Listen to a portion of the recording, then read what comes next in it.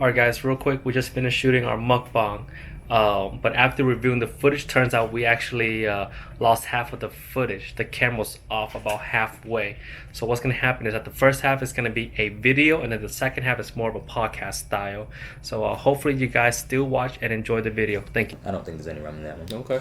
Let's feed Anthony something that might kill him. Hey, we're both gonna eat it. We can go down together. We had a conversation about it, which pretty much went like, hey, my parents are racist. Hey guys, welcome back to mukbang number 3. We're still trying our best to figure out how to do this thing. I got my I don't know what you call you at this point now, because I want to say cousin-in-law. Is that a proper term now? You can just call me cousin. Cousin? I got my cousin here. It's technically cousin-in-law. No, because it's going to confuse a lot of people. Call me cousin, it's great. Because he's engaged to my cousin, who's Vietnamese. So we're practically family at this point. Today's going to be a very special mukbang, in my opinion, just because the first mukbang I did, we ate chicken wings, onion rings, burgers, so we were in America. The previous mukbang we did was sushi, so we traveled to Japan. Today, a lot of this is going to be very new to me. We're traveling to Jamaica, trying a bunch of different foods that I am not knowledgeable about. And so, yeah, I'm very excited about this mukbang. Before we get started into all of this, real quick, I learned my lesson. I'm going to do this in the very beginning of the video because I don't know if y'all will make it to the end. So, if y'all like this video, like, subscribe, comment, please subscribe. I only got 3 subscribers. I need 10. Please help them out. Help me out. All right, that's right.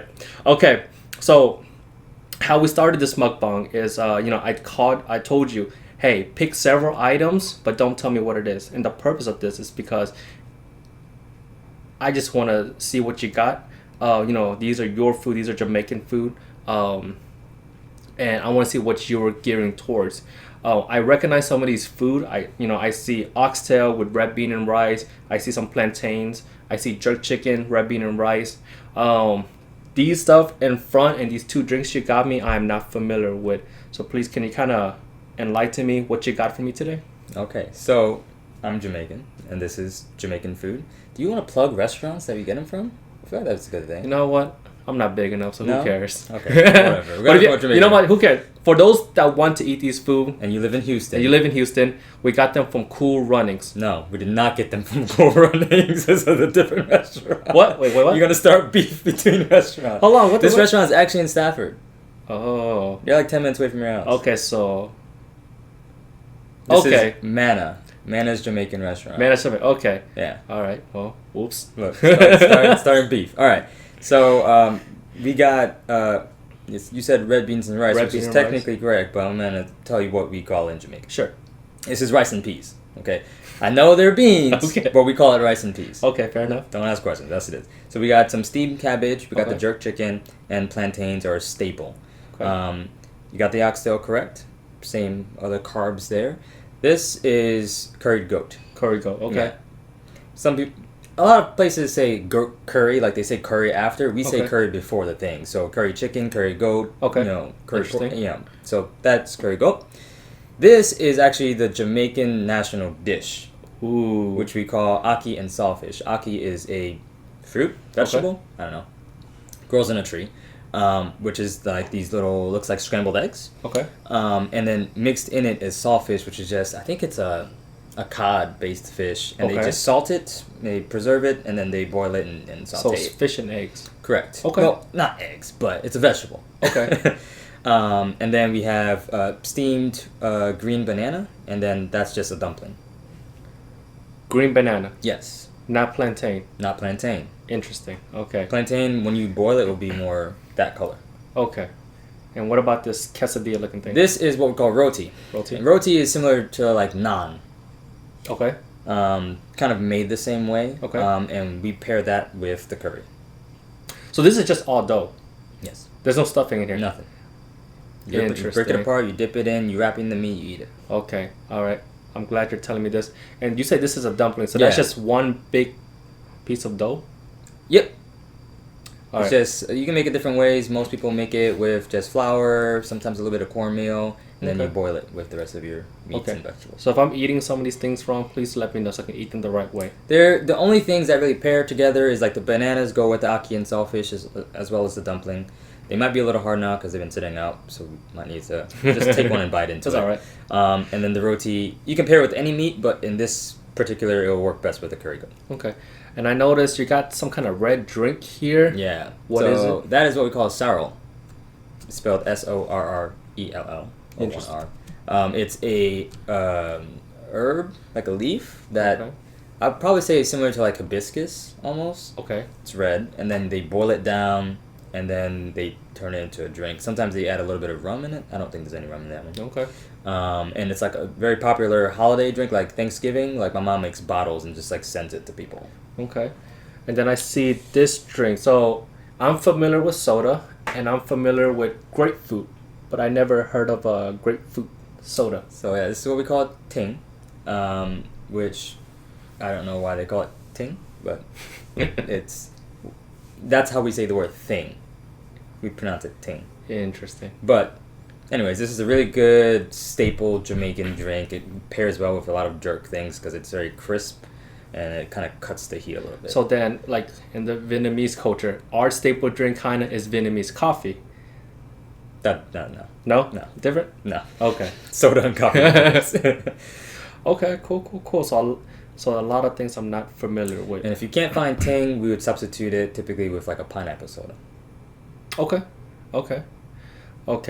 So I'm excited. So today's mukbang, we're gonna do it family style, because that's what we are. We're family. We eat off each other's plates. We're gonna double dip. I don't care what y'all say, because this is what families do. All right, so let's dig in real quick, because I'm starving. I'm gonna go for the jerk chicken. Of course, I went for the rice first because I'm Asian. Go figures, right? Tina does not like rice and peas. She thinks it's tainted. Really? Mm-hmm. She'll eat it. But the first time I took her to a Jamaican place and they asked her if she wanted rice or rice and peas, she went for the rice. And I said, why didn't you try the rice and peas? It's like, I don't like beans, first of all. And she doesn't like other things in her rice. So for those of you that don't know what oxtail is, it's a tail of an ox. Very straightforward. This one's very soft and very tender. Let's see. Yeah, tender enough. It's my first time going to this restaurant, but the jerk chicken is pretty good. You know, I'll let you have your review. I'll let you review and I'll see whether I agree with you.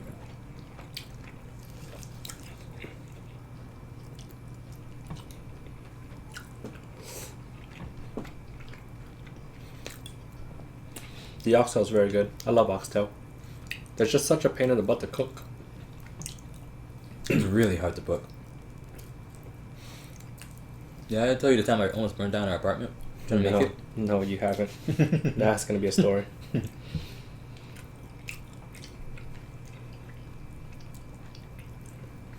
was the last time you had Jamaican food? It's been a couple of months. Really? Yeah. Well. I don't make it. Mainly because no reason. There's no excuse. My mom's never taught me. There's some things I can make, but she's a very bad explainer. She's like, oh, you just add a pinch of this and a dash of that. I'm a very analytical numbers person. I need like figures. I've been trying to make like a chicken noodle soup that, my mom used to make and for years, and I still can't get it around. Every time she tells me the same instructions, and for whatever reason, I can't do it right. So, I don't know if it's me or just bad instructions, but... God, that's good. So every time we always hang out, we eat mostly Asian food. Granted, your whole crew is Asian. Mm-hmm. Okay. You have noted what this is? In terms of flavor profile? Well, let's find out.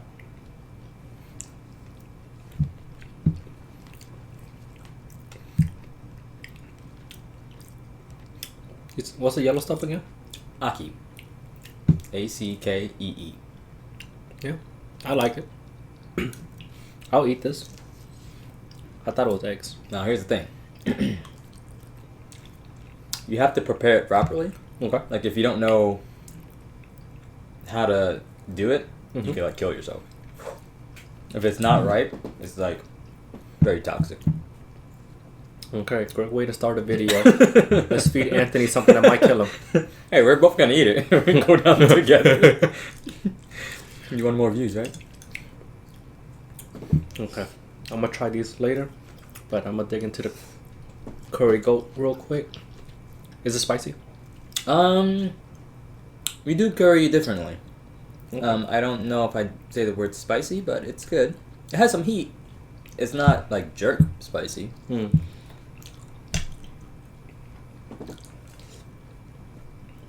Just gotta dig into the bones real quick.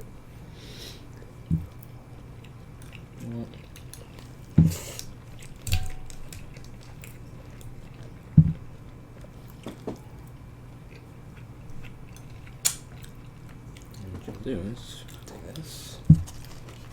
Just rip.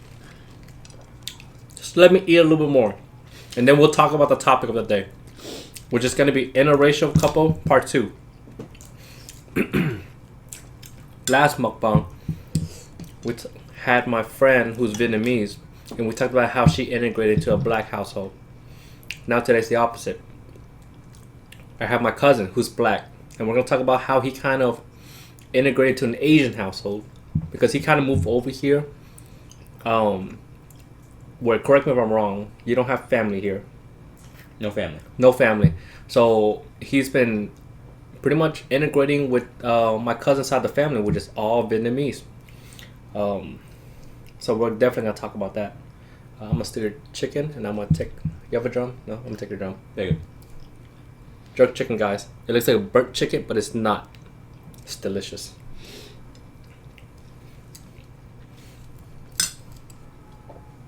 Go for it.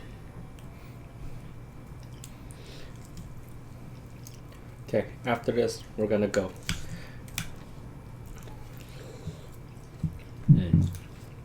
That's good. Oh, a little background. You're not originally from Texas. You were from, you were actually born in Jamaica. Yep. You came over here when you were young, and you moved over to Connecticut? First to New York. Okay. I was in New York for almost 10 years. Okay. And then we moved to Connecticut. Gotcha. And then yada yada yada, somehow you end up meeting my cousin. Mm-hmm. So before you met my cousin, I'm just gonna ask you, was Asian woman ever in your mind? I've never dated an Asian before, Tina. Okay. I didn't have any like attraction like blocks. Like I can't date Asian women, or like I can't date white women. Like I've never had that. So like I just haven't had an encounter. There's not a lot of Asians in my city where I grew up in Connecticut. Okay.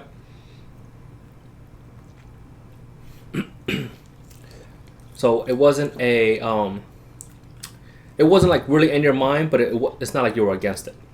Right. If it happened, it happened. If it didn't, then it didn't. Okay. Before Tina, did you just been with women of your race, or you dated different cultures? Different cultures. My girlfriend prior to Tina was white. Okay. But I've actually, not that this influenced my getting into a relationship with Tina, but like I've always had like an affinity towards Asian culture. Like I grew up watching anime. Okay. And like I've had certain types of like Vietnamese food before even meeting her. Like I had pho, but I didn't have a lot of options up there. So really all I had was like pho, and like that was it. But I love sushi, and so. Yeah. So you're a little culture. I would say so. And so, one day you met Tina. Now, we've kind of understood from a girl perspective, when a girl started dating a black man, and her side, a lot chewy. Like her point of view, her family's reaction, stuff like that. Mm-hmm. Let's get the opposite. Okay. On the other side. You started dating an Asian woman. Mm-hmm. Of course, in the beginning, it's just you two, so it's pretty normal. I'm assuming.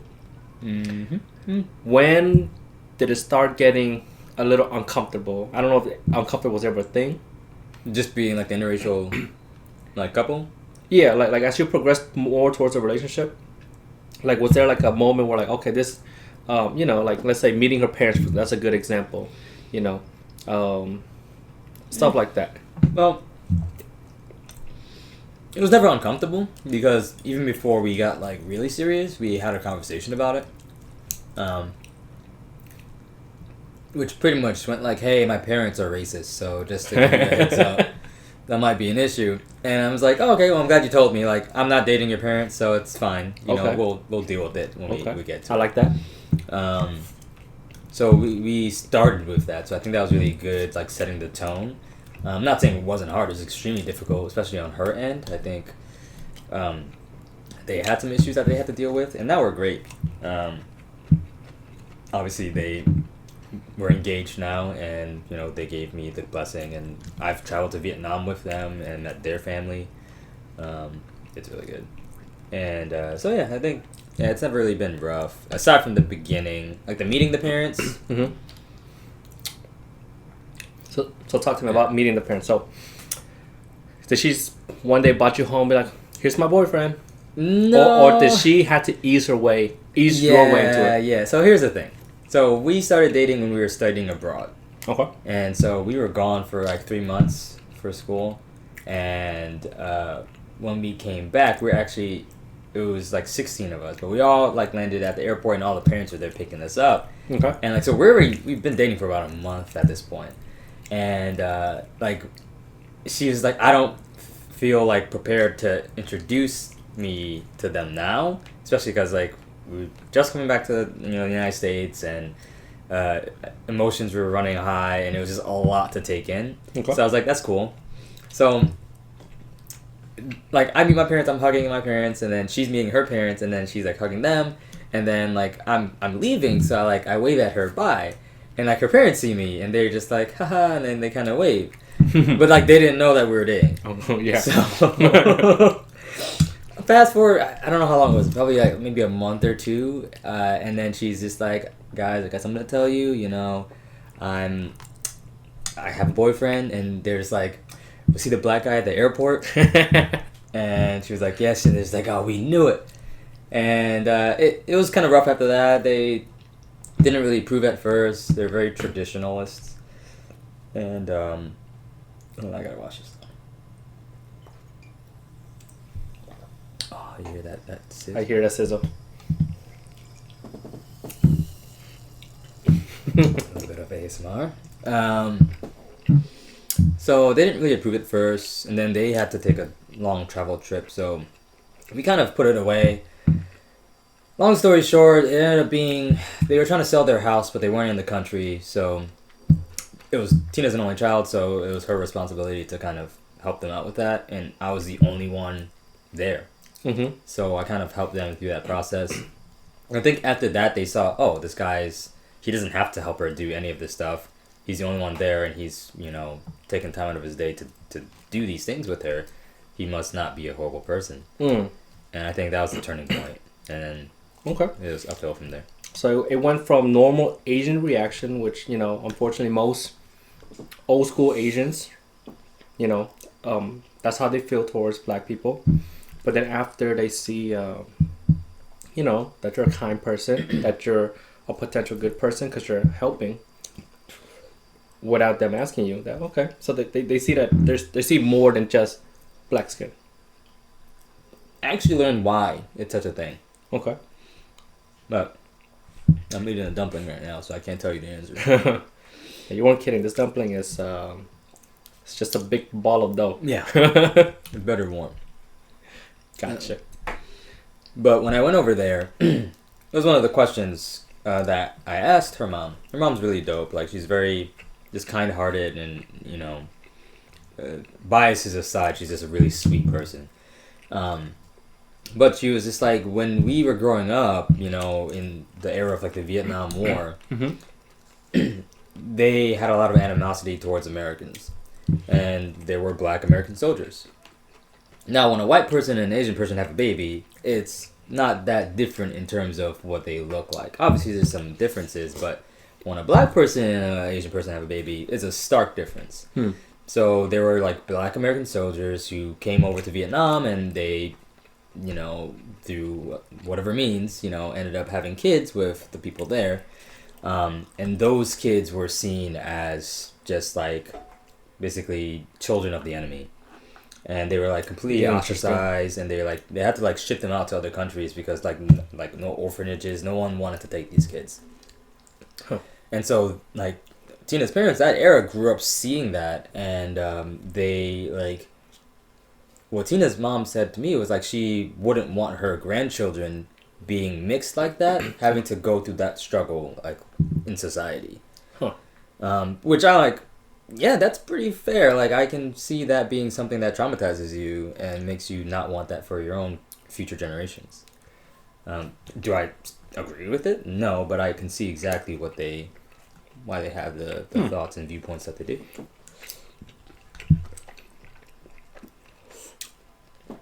It's actually surprising to me too, because I never heard of that reasoning before. No, there could just be other racist reasons, but that was one viewpoint that I was like, that's very interesting. Okay. And so, you met the girl, you met her parents, which in my opinion is the hardest part. And it took a while to get you, I guess, approval. Now that you guys got approval and you guys are dating, this is where, I know you guys found work in Texas. And you move over here away from your direct family. Right. So in Texas, you have no family, and now you're integrating with, on her side of the family, which is all Asians. Right. That's how we met. Now, I don't know how raw we're gonna answer this question, but how did you feel about, I guess, integrating with an Asian household now? Did we make you uncomfortable at first? Was it very different? Did you have like a certain mindset about an Asian household? What was going on when you came over here? It was easy. Okay. I think people who don't understand. And I learned this as well. There's a lot of similarities between Vietnamese culture and like households and Jamaican households. Okay. And culture. Very similar. Like I think respect is the bottom like denominator in both cultures. So like you come into a house, you greet everyone in the house, like you take your shoes off, no shoes in the house. Take your shoes off at the door. And the first thing you walk into an Asian house, there's like 50 pairs of shoes at the front door. True facts. My mom would love that, right? And just kind of the way that they interact is not too far off from my culture. Jamaicans are very vibrant, they're very loud, but they're also very caring people, and I kind of felt that coming at least into this family. So that was pretty nice. It was very welcoming, and even in terms of like just the food, obviously this is different, but like Jamaica and Vietnam are like the same like latitude. We have a lot of like the same fruits. Like when I went to Vietnam, I was like, "Hey, I know that," and she's like, "What do you mean you know that?" I was like, "I've eaten that before," and like I looked it up, and it was the same exact thing, just different name. So I think there's a lot of similarities between our cultures. So it wasn't really hard for me at all. And I'm very open-minded to like trying new things and new foods. Foods were interesting, and I think that was more difficult than the household thing, but it's also been a fun process. One difference between our foods is that Vietnamese food uses a lot more vegetables. Not that we don't, but I think the majority of our vegetables are like starchy vegetables. These are like yams and like dasheen, even like things like that. Dasheen, you know what that is? Maybe not. It's taro. Oh, okay. We just call it different things. I just learned that today after I googled it. Like, huh. So we use like a lot of like bananas and plantains.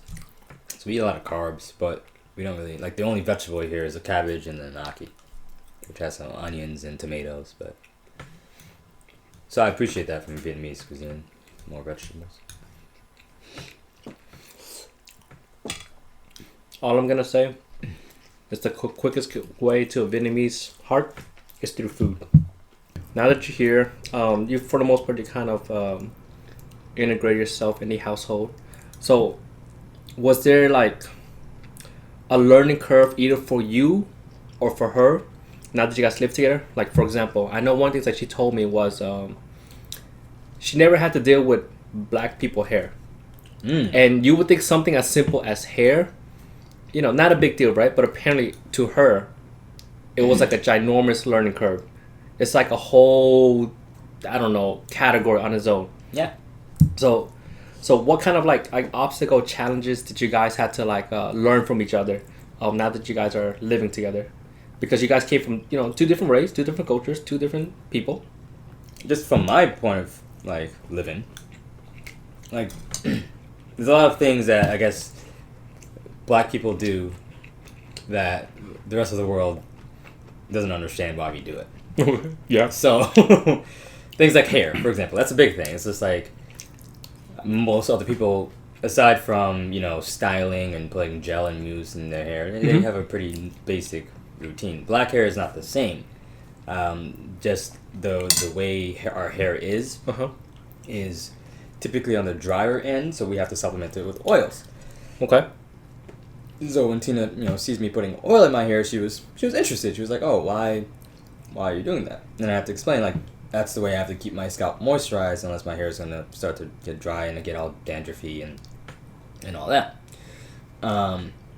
There's also like a misconception with like black skin, and like for example, if I wear a white shirt and I take that shirt off at the end of the day, there's gonna be like a brown marking on the collar. Doesn't matter how many showers I take, it's still gonna be there because that's not dirt. That's like my skin cells. Interesting. Did not know that.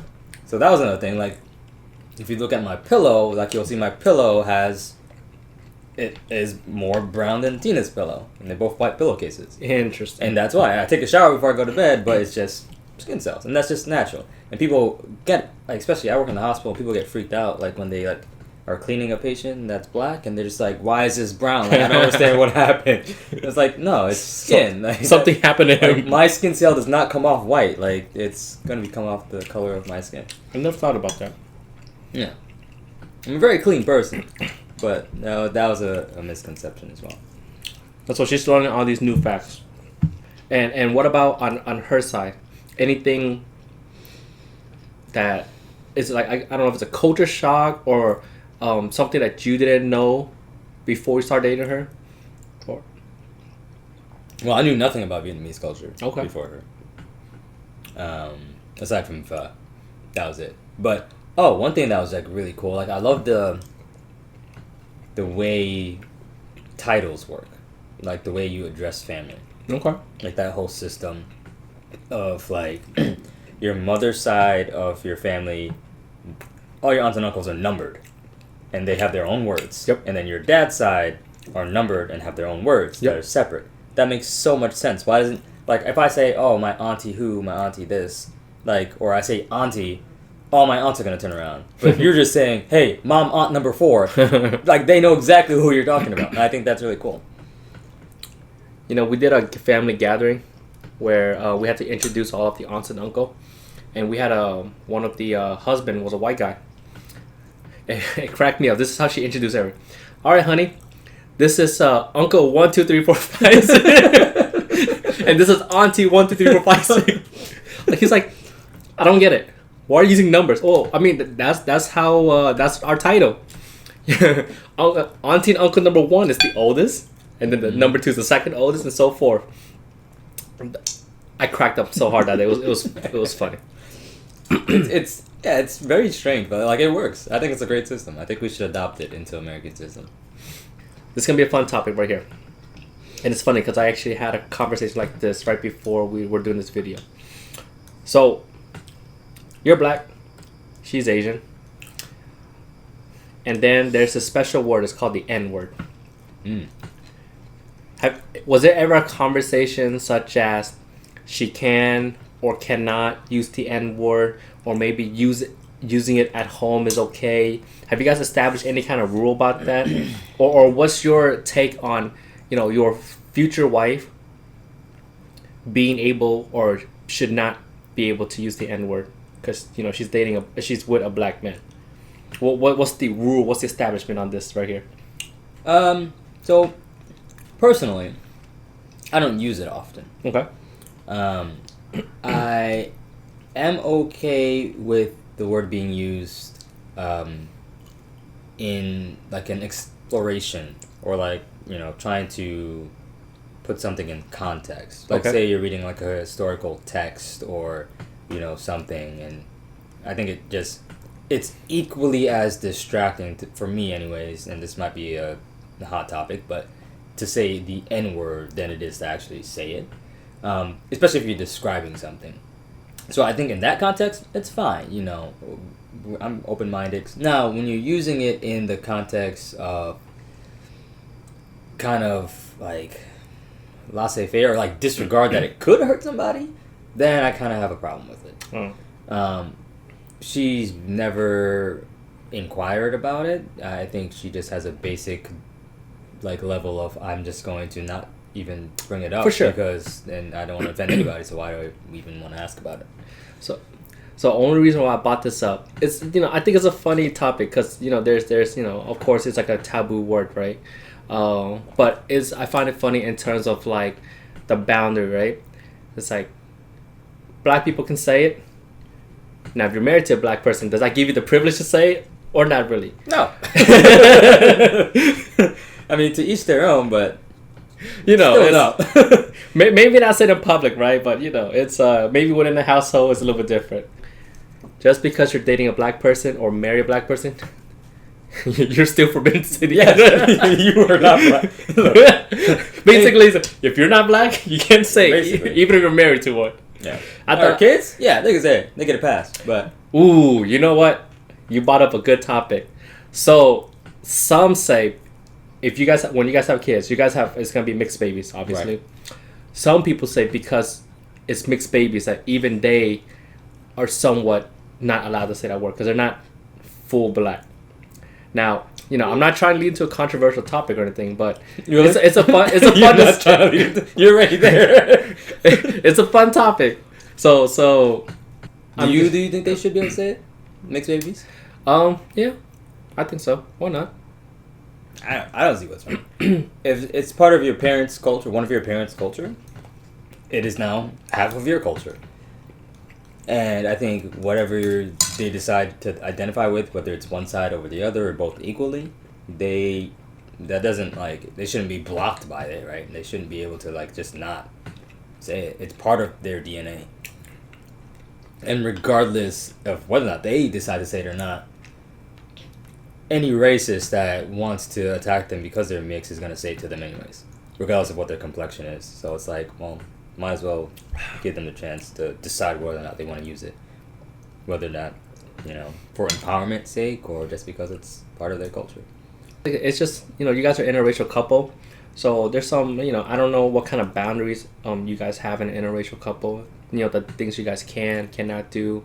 So it's just fun questions I like to ask. I think more than just like being the couple, like we also like understand that we are also independent beings, right? Mm-hmm. So it's like there might be some things that I don't necessarily associate with like culturally like Vietnamese like traditions, but like I'll go with her to these things because I'm supporting her and that means something to her. Then yeah, like when we get married, she wants to keep her last name, which is perfectly okay. She has a very strong association with that that last name. I don't really have a strong association with my last name, so it doesn't mean anything to me if she has it or not. So that's pretty cool. Did you guys compromise on that? Have you guys had that talk about children? Mm-hmm. Like, do you guys have conversation about how their life would be as a mixed baby in society today? Yeah, we have to, because it's going to be a problem for them. Mixed kids don't have it any easier than being a minority. Actually, I take that back. They do have a little, depending on their complexion, they might have a little bit more leeway in certain situations. And they can also like work one side over the other depending on the situation. Mm-hmm. But it's still going to be difficult, especially on the identity portion. Because even myself, like I'm Jamaican, I was born in Jamaica. I moved here when I was young, however. So I had like the conflicting American values versus my Caribbean values at home fighting each other. So finding my identity is still something that I'm figuring out today.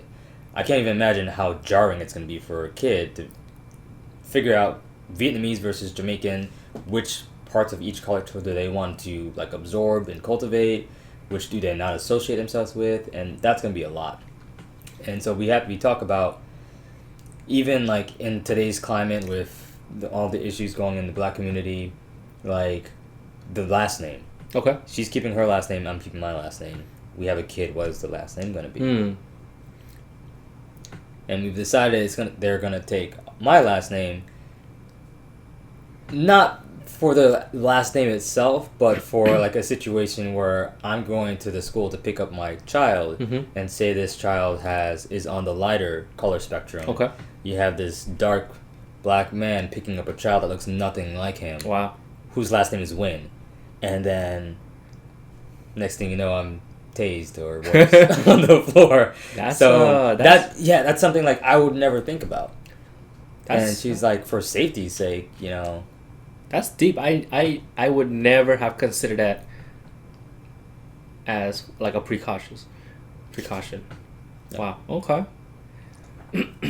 That's learning. So yeah, I'm learning a lot of things now. So let's do this. We're gonna stop it right here for now. I'm really full. We ate a decent amount of food. So let me see if I know how to do an outro. It's pretty much the exact same way I did my intro. If you guys made it this far, first off, thank you. I don't know why you guys are still watching, but thank you. Like, subscribe. I say that 3 times because please subscribe. Also, he only has 3 followers. Why is it that I have 20 views and only 2 followers? It don't make sense. But yeah, subscribe. You know, we're still working on this. We're still learning how to do these mukbang videos or just videos in general. But you know, grow with us over time. You know, something about Jerrol that we haven't really talked about is that you're a very good photographer, and you have your own website. So if any of you guys need a photographer for weddings, parties, graduation, divorce, proposal, divorce. Yes, there is the divorce photography kind of theme. It's not my specialty, but I can do it. I'm going to put his website in the link below. Oh, that sounds nice. Put his website in the links below. You guys can check him out. And, you know, if you guys ever need a photographer, reach out to him. He's pretty good. It's too bad you can't do your own wedding. I talked about it. She was like, oh, man. I was like, man, yeah, photography is expensive. And me being in the industry, like, I know what I want, and it's going to be expensive. I was like, man, I should just do this myself. And he was like, no, absolutely not. I was like, can you imagine? All right. Do you say I do? Hold on. Run to the back. Take a photo. Yeah. Okay. But yeah, guys, we'll try to do this again. So just subscribe to our channel, okay? Peace out, guys.